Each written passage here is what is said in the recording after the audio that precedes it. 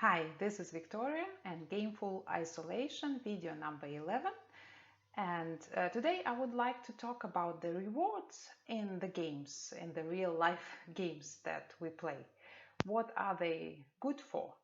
And in different systems that where the game elements brought into them, that is, those systems that use gamification or serious games, which are the games, for example, with the purpose of learning or bringing awareness on certain topics, or solving some difficult puzzles like in medicine, but using game-like approaches or game design for that.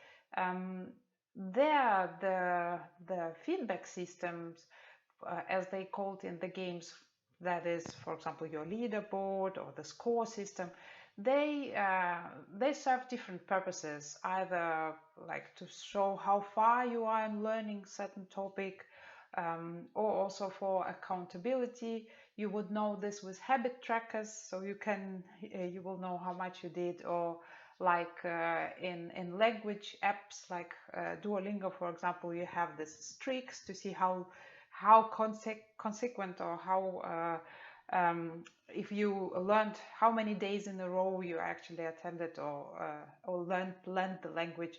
So all this show you different certain things in your games. In self-motivational games, you have the solemn element too, but if you take points or badges that you give yourself too seriously, that then you actually throw yourself out of the games. So you might start judging yourself, which is actually not why is we turn our lives into games. It is more about uplifting, motivating us. And I realized that the rewards that I give myself for different designs for my feedback systems that I have, there is another reason, or there is another purpose, and which is much more important. And it is about appreciation what I do during the day. And actually, I had different types of systems, and I call all my to-do lists and calendars and whatever, I call them game books. So they are all my feedback systems, and they have different game mechanics in them. Um, but I learned several things right now during the Gameful Isolation project. And one of these was that just before I started the project, I had the following game, which I called Game and Appreciation, Gratitude and Appreciation. And I will show you, this is my feedback system. This was just before or during the start of the project you watch right now. And this is when I had a small epiphany that helped me actually to realize something quite brilliant, and especially the value of the appreciation that I do with that, or with other things, like I call it appreciation game, where I actually write down everything I just done, and then I cross it out. So it's, in a way, it's I just did something, I write it down, I appreciate it, so I kind of process, I stop, I appreciate it, and then I cross it. And then it means that I closed that for myself, and then I can just go further for the next step, or for the next game.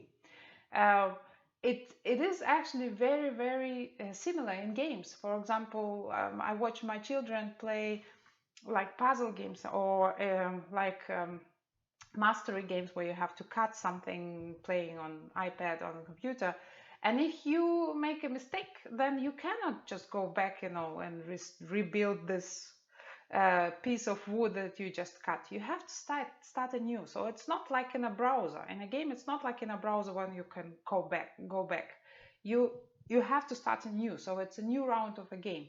So in a way, I'm doing the same with that. So I stop, I just did something, I stop, I appreciate it, so there is a treasure or whatever, it's my way of treasure, and I cut it, so done. If I want to, revisit in my thoughts, then I actually reopening another round. So I need to do, so it's another game. And that's awareness. It's really, really helpful, but it's also fun.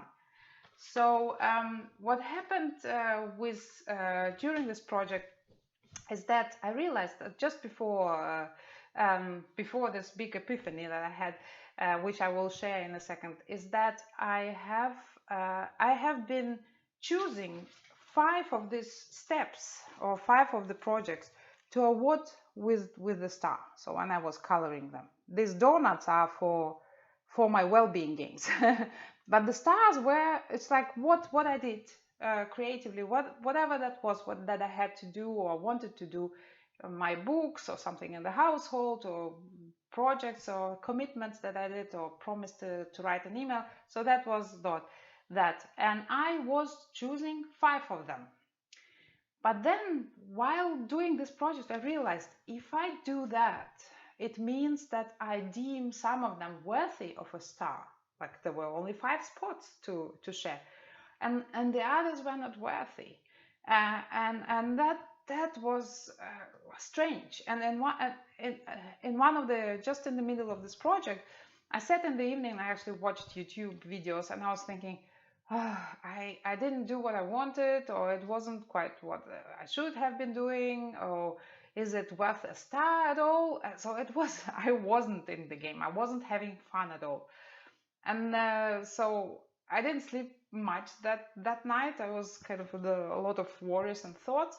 But then when I was in the middle of brushing my teeth in the evening routine, I realized, well, I tried to compare things, and so I became in a way an anthropologist again. I was trying to compare things that were not comparable. I mean, how can you compare things that you do now during the lockdown? For example, when your children, you have to help children during the homeschooling, or for example, my daughter has really dry skin on her hands, so I have to put some moisture if I notice that it's again dry. And then how can I compare that to my creative projects like Gameful Isolation? I mean, you cannot compare, and I cannot say one is better, one is worse.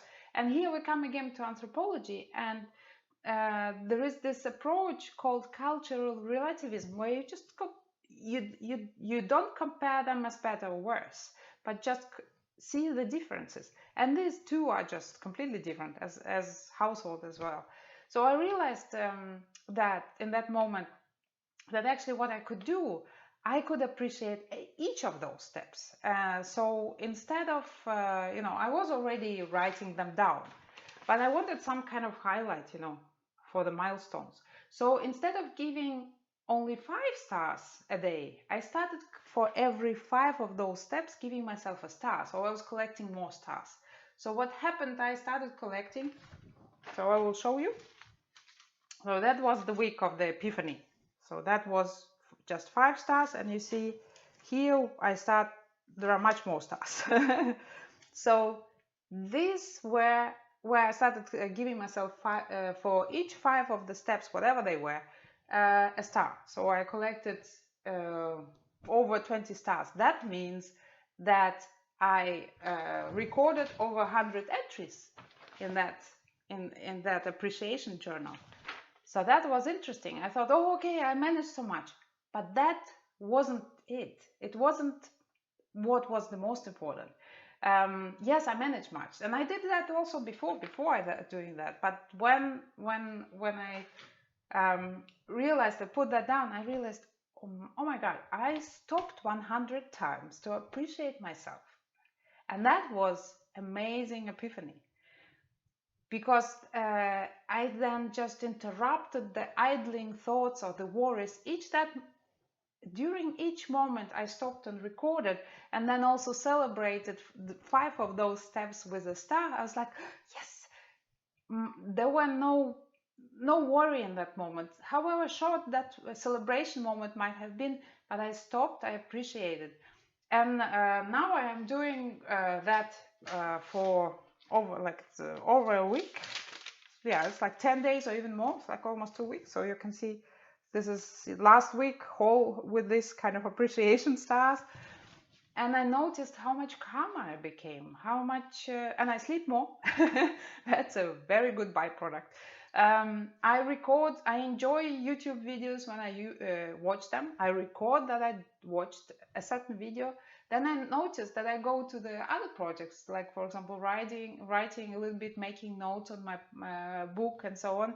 And then I go back, and it's just amazing. I stop judging something as bad or better or worse, but I just appreciate. And this is the most important the most important role of feedback systems. And you don't have to do like I do it and record everything you do. Although I find, for example, just another thing that I would like to mention is that as soon as I notice those worries and idling moments, or like the light emitting, the upset detector goes on, goes off, then I noticed that this is the best point to slow down and actually record what I just did. And I don't write all of them, all of the tasks every time I did them, because sometimes, something requires my attention or quick action and so on, and I do that. But as soon as I notice that again worries, start running in my head, I just take a few seconds, and really this recording takes really a few seconds, a minute, and then I notice how I start breathing again, and just calm down, and start smiling. Oh, I did that. Oh, and that's and this, and I did that in that short moment, in short time. That's brilliant. And as I said, you don't need to do it in exactly the same way. For example, even before like this appreciation game, I had a game I call Project Booster. So whenever I had problems making progress in a project, I just, for every single step, I gave me a little points, like in a tally. You probably know, like 1, 2, 3, 4, and cross it. So I just did that, and as soon as the project was flowing, I was in the flow. I even threw away this feedback system and the tally, and just was doing, playing the game. So that is my advice to you. Create small, simple, really simple feedback system, whatever, star badges, whatever. Draw it for yourself, color it with your children. Actually, I still have the memories of the very first time when children saw me doing the stars and asked me if they could draw it and color it, and that was so sweet. Really, this moments of appreciation, of self-appreciation, are really empowering, and yeah, that's what. Just find your own feedback systems, many, and please don't try to stick with one, but just modify them as you go and as your interests go. And if you, for example, as your attention draws to some games, for example, like donuts that I gather, I cannot eat them, but I can gather them, and we have a funny game at home called Go Nuts for Donuts, and my children love donuts, so it's kind of really great. And I just introduced recently another type of points, which are cupcakes. My daughter says that don't look like cupcakes the way I draw them, but still it's fun. I mean, that's the amazing thing, and I'm really grateful that I discover them every day. And I learn to observe myself and see, okay, what's happening? How can I help myself? How can I appreciate what I do? What fun elements I can introduce into that? And so on. So yes, feedback systems in self-gamification, they are about appreciation, self-appreciation. So I wish you a lot of fun finding your feedback system, and one step at a time, because each moment you appreciate, it's a moment where you actually kind of brought yourself into the moment and realized how full actually your life is, even with all the worries around. I mean, even with all the problems, there is a lot of richness in you and outside you, where you are right now. So I wish you a fun, gameful day, and see you in the next video.